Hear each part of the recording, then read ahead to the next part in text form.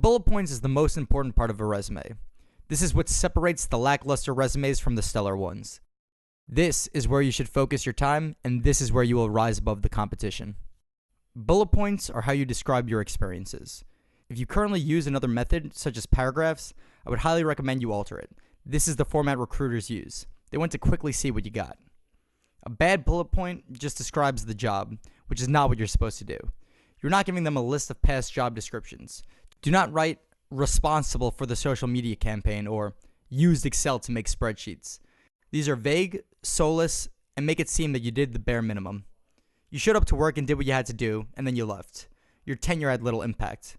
The two examples above are a bad versus good. These are real bullet points that I adapted slightly. So the first is bad.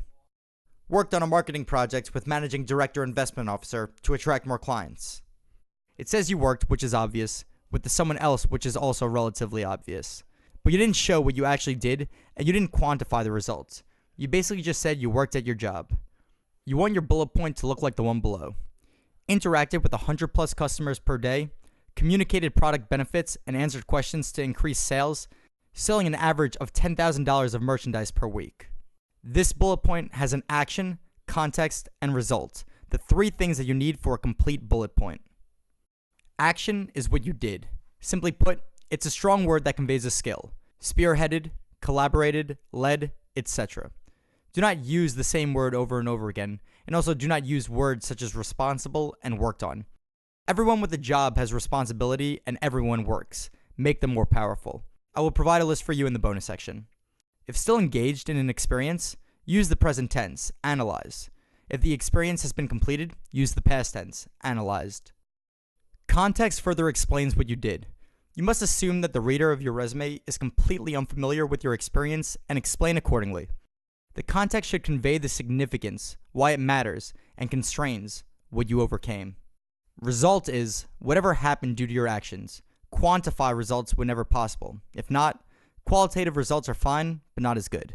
This shows that your presence made an impact. Employers can see what results you may possibly provide for them if they hired you. Many people say, I was just an intern or I was just a support role. I didn't make an impact. My advice is to think of the metrics that matter to that company and see if you helped impact those in a roundabout way. So if you were a camp counselor applying to an investment banking job, you can say managed a group of 11-year-olds for a summer to ensure that they had a great summer, leading to a 100% return rate for next summer. A summer camp owner wants campers to return each summer. So by being a good counselor, you let the owner make money, and maybe you can help the investment bank make money as well.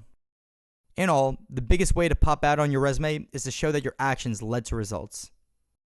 As an exercise, I'm going to show you a good job with bad bullet points and a bad job with good bullet points, just to emphasize my point. First, you see a hedge fund job. This is a resume I found on the internet and adjusted it just slightly for the sake of simplicity. Let's read it. As you can see, the three action words are worked, studied, and worked. Not great.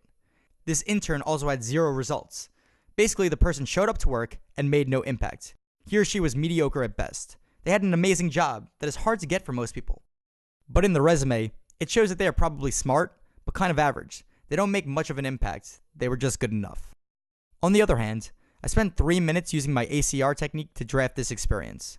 For a camp counselor, let's read it. Served as a leader, mentor, and friend to campers for the past 4 summers, resulting in 95% of campers returning each summer. This person was a superstar. They were a leader and mentor, spearheaded orientation, and collaborated with their coworkers to keep the campers coming back every summer, keeping the counselors trained and winning cleanest bunk and camp awards.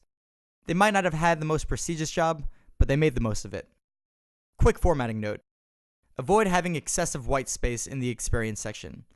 If an ACR bullet point is 2 lines, but the second line only has 2 or 3 words, try to edit it down to 1 line or add words to fill the space as much as possible. This will make the resume more visually appealing.